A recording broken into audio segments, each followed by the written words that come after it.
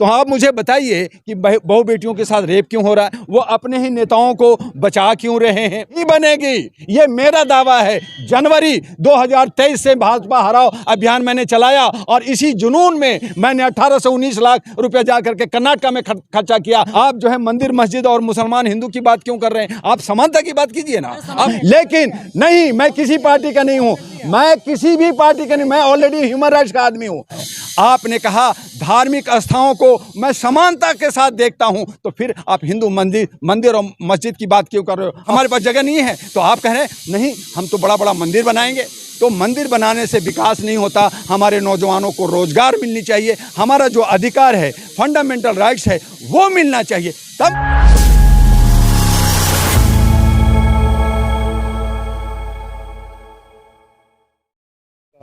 देखिए, आज जो है ठेकेदारी प्रथा का जो जिस तरह से सरकार अपना जो सिस्टम बना रखा है और जिस तरह से अंग्रेज लोग डिवाइड एंड रूल कर करके लोगों से काम करते थे, मारपीट के झगड़ा कराते थे, तो आज जो सरकारी तंत्र है, सारे जो अथॉरिटीज़ हैं, जो लोग नौकरी ढूंढने के लिए, सरकारी नौकरी पाने के लिए परेशान रहते हैं, उन तमाम चीज़ों को ये ठेकेदारी के हिसाब से कि कुछ पैसा देंगे, काम कराएंगे और उनको घर से बाहर कर देंगे, नौकरी से बाहर कर देंगे। तो इस तरह से ठेकेदारी प्रथा में जो है हमारी दिल्ली सरकार और जो है केंद्र सरकार दोनों आगे बढ़ रही है। इस तरह से प्राइवेटाइजेशन की तरफ देश बढ़ रहा है।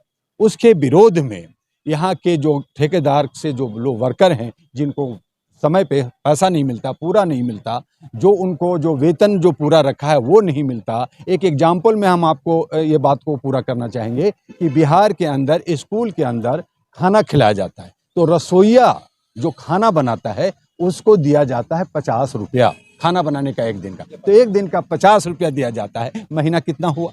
1500 रुपये। तो 1500 रुपया महीने में वो पूरा जो है 8 घंटे की ड्यूटी करे, वो घर परिवार कैसे चलाएगा? आप 45 करोड़ के घर में रहोगे, आप गाड़ियां और बंगले का मजा लोगे, आप जो है एरोप्लेन और देश विदेश में करोड़ों रुपया भ्रमण में खर्चा करोगे, और हमारे जो नौजवान हैं, हमारी जो बहू बेटियां हैं, जो मेहनत करती हैं, जो खून पसीना बहाती हैं, आप उनको 1500 रुपया में आप जो है गन्ने का जूस समझ रखा है कि गन्ने की तरह उसको पेरेंगे। तो इसी के लिए ये एक प्रोग्राम है, एक दशा दिशा दिखाने की प्रोग्राम है। इसमें हमारे गुलाम सरवर साहब, हमारे एडवोकेट, हमारे साथी सुप्रीम कोर्ट के भानु प्रताप जी हैं, महमूद प्राचा जी हैं और लोग आ रहे हैं। मैं ह्यूमन राइट्स का हूँ, ह्यूमन राइट्स के लिए काम करता हूँ, लेकिन सभी साथी हैं, मैं भी सुप्रीम कोर्ट से ही जुड़ा हुआ हूँ।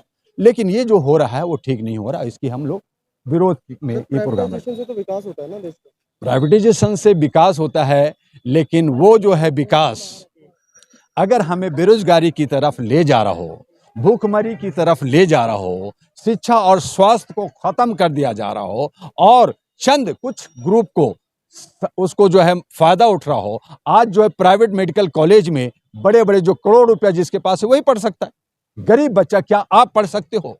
आप ये जो हमारी सरकार ने मुद्रा योजना लाया कि नौजवानों को 10 लाख रुपया हम देंगे, किन को मिला? सिर्फ अपने कार्यकर्ता को, बीजेपी अपने कार्यकर्ता को पैसा दिया। 8 साल में 7 सरकार तो बहुत कुछ कहती है। सरकार ने कहा कि मैं 2 करोड़ हर साल नौकरी दूंगा, सरकार कहा कि मैं ब्लैक मनी दूंगा, सरकार कह रहा है हर नौजवानों को खुशहाल करूंगा। अभी अमेरिका में जाके कहा मानवाधिकार है, जहां है वहीं लोकतंत्र है, तो हमारा मानवाधिकार कहाँ है?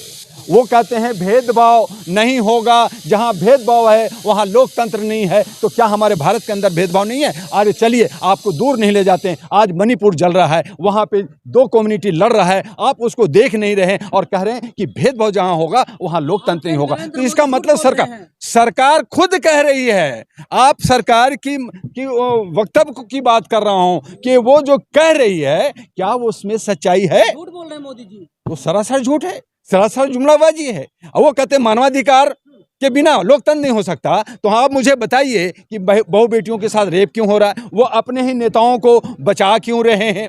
मुझे बताइए ना, आप जो है जात पात ऊंच नीच की बात क्यों कर रहे हैं? आप जो है मंदिर मस्जिद और मुसलमान हिंदू की बात क्यों कर रहे हैं? आप समानता की बात कीजिए ना, आप भारत की बात कीजिए। वंदे भारत एक्सप्रेस का उद्घाटन कर रहे हैं। भारत एक्सप्रेस किसका? वो जो है प्राइवेटाइजेशन वो कॉर्पोरेट हाउस के हाथ में दे रखा है, वो कॉर्पोरेट हाउस के हाथ में दे रखा है। और वो जो है वो मनी जो पैसा है, आज जो है कॉर्पोरेट जिस तरह से ईस्ट इंडिया कंपनी बनाई और वो बिजनेस किया और बिजनेस करके पूरे भारत में राज किया और पूरा यहाँ से लेके गया। भारत बिखर जाएगा। मोदी जी 303 302 कहिए, एक तो खुद है, तो 302 जो धारा जो लगता है मर्डर का, 302 सांसदों के चहेते बने हुए हैं। वो अंधभक्त जिसको हम लोग कह रहे हैं, गोदी मीडिया और गोदी सांसद कह रहे हैं, उनके हैं। आज वो हारेंगे, मोदी कहाँ होंगे? मैं मोदी जी की पर्सनल कोई दुश्मन नहीं हूँ, मोदी जी को जयकार मैंने कहा, लेकिन मैंने कहा कि आप देश के प्रधानमंत्री समानता के रूप में, चाहे आप दलित हैं, चाहे शोषित हैं, चाहे पिछड़ा है, सबका प्रधानमंत्री है जी। आप देखिएगा कि 200 से भी नीचे लाले पड़ जाएंगे, 200 से ऊपर जाने में नहीं बनेगी, ये मेरा दावा है। जनवरी 2023 से भाजपा हराओ अभियान मैंने चलाया और इसी जुनून में मैंने 18 से 19 लाख रुपया जा करके कर्नाटक में खर्चा किया। मुझे कोई लेना देना था नहीं था, मुझे लीडर नहीं बना था, लेकिन नहीं, मैं किसी पार्टी का नहीं हूं, मैं किसी भी पार्टी का नहीं, मैं ऑलरेडी ह्यूमन राइट्स का आदमी हूं और ह्यूमन राइट्स पे मैं काम करता हूं। मैं किसी पार्टी का आदमी नहीं हूं, मैं ऑल इंडिया ह्यूमन राइट्स का प्रेसिडेंट हूं। ये जानने की कोशिश कीजिए, मंच पर नहीं आ पाया, यही तो हम देखते रहे, हम यही। लेकिन अब अपोजिशन नहीं आएगी तो वो भी हारेंगे, उसमें गलत लोग हैं, हारेंगे। अब नया जन आंदोलन, जन क्रांति पैदा होने वाला है, युवाएं आएंगे, महिलाएं आएंगी और जो लोग हैं, हमने कहा भारत के अंदर हम महिलाओं को 50% और 50% युवाओं को लेकर के एक नई क्रांति बहुत जल्द शुरू होने वाला है। बस हम देख रहे हैं कि ये 12-13 जो है जुलाई का, ये शिमला का, ये गठबंधन की जो फाइनल हो जाए, अगर नहीं होता तो एक नई क्रांति शुरू होगी। लेकिन बीजेपी सरकार 2024 में नहीं आएगी, ये मैं गारंटी दे रहा हूं, ये मैं आपको भविष्यवाणी कर। टीवी कौन भैया? टीवी अल्पसंख्यक के सहारे आप लोग हैं।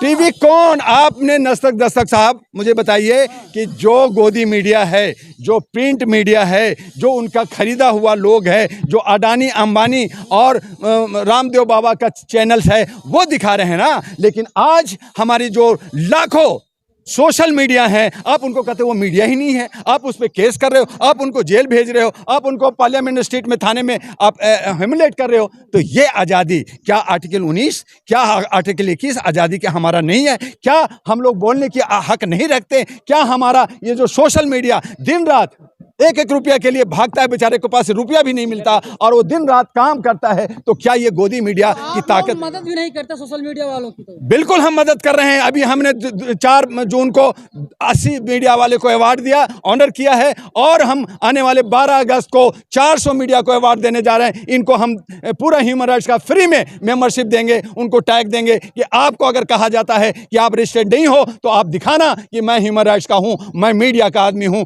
मैं सोशल एक्टिविस्ट हूं और मैं बिना जात पात का, बिना भेदभाव का, मैं देश की कल्याण की बात करना चाहता हूं और फंडामेंटल राइट्स की बात करना चाहता हूं, अपनी अभिव्यक्ति की बात करना चाहता हूं। और इस तरह का जो ये लोग, जो चाहे वो ठेकेदारी में हो, चाहे वो गरीब लोग हों, चाहे मंसर हो, उनको अधिकार मिलनी चाहिए। आपसे मैं पूछना चाहता हूं कि 16 राज्यों में आप बीजेपी हो कहां?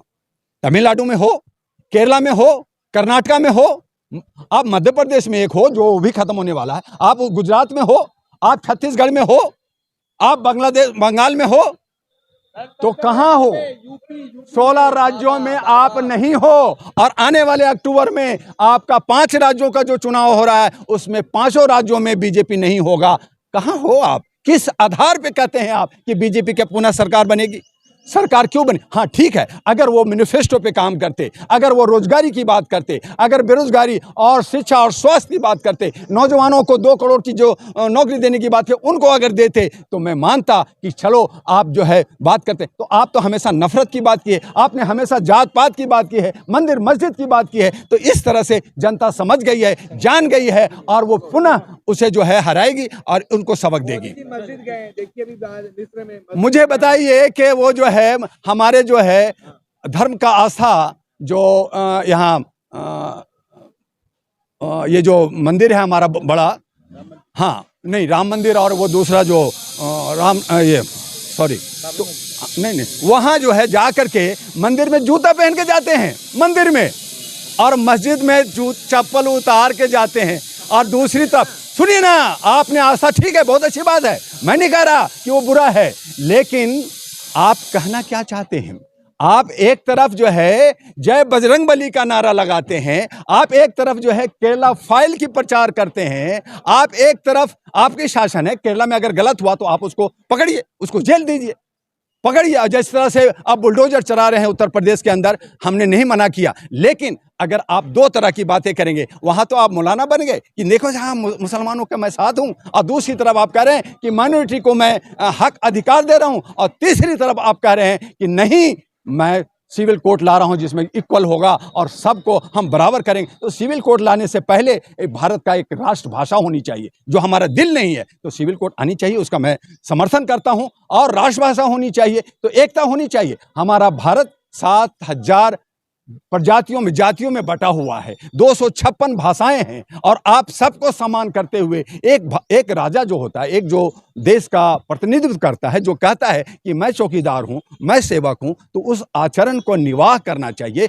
ना कि हम किसी एक समुदाय को साथ देते हैं। और आप यूनाइटेड नेशन में, मैं यूनाइटेड नेशन से जुड़ा हूं, इसलिए मैं कह रहा हूं कि उनकी 5 जो बातें जो अमेरिका में कहा, वो पांचों के पांचों गलत किया। उन्होंने कहा कि मैं मानवाधिकार का संरक्षक हूं, भारत में मानवाधिकार नहीं होगा तो लोकतंत्र नहीं होगा, तो मानवाधिकार नहीं है। उन्होंने कहा भेदभाव नहीं अगर होगा तो वहां पे लोकतंत्र नहीं होगा, तो भेदभाव हमारे भारत के अंदर हो रहा है, हर जगह हो रहा है, हर गली में हो रहा है। मैंने चैलेंज किया, आइए मोदी जी, मैं आपको दिखाता हूं कहां कहां भेदभाव हो रहा है, और आपको मणिपुर नहीं दिख रहा है।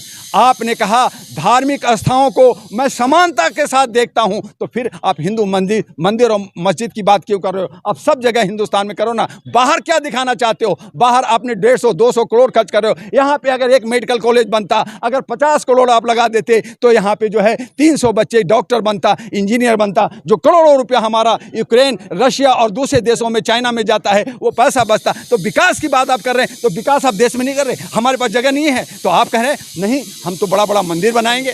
तो मंदिर बनाने से विकास नहीं होता। हमारे नौजवानों को रोजगार मिलनी चाहिए, हमारा जो अधिकार है, फंडामेंटल राइट्स है, वो मिलना चाहिए। तब मैं समझूं कि देश का जो हमारा नायक है वो बहुत बड़ा है और शेर है। मैं भी कहूँगा मोदी जी का जय हो।